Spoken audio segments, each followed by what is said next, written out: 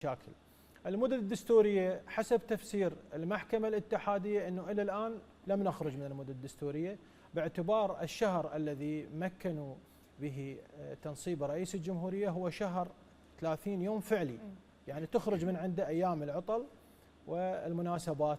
لذلك بقى لنا إلى يوم الجمعة، يعني 8 أيام بعد منا للجمعة المقبلة، للجمعة المقبلة إن شاء الله، هو الحد الفاصل فيما بيننا. بس المشكلة وين؟ المشكلة أنه إذا انتهت المدة الدستورية، الدستور ما قر بعد المدة الدستورية شنو نسوي؟ زين. ما خلى فيصل أنه بعد ما نخرج من المدة الدستورية وين نتجه؟ وين نذهب؟ يعني ماكو عواقب للموضوع. ماكو عواقب، ما ذكر بعد 30 يوم إذا خلصن شنو راح نسوي؟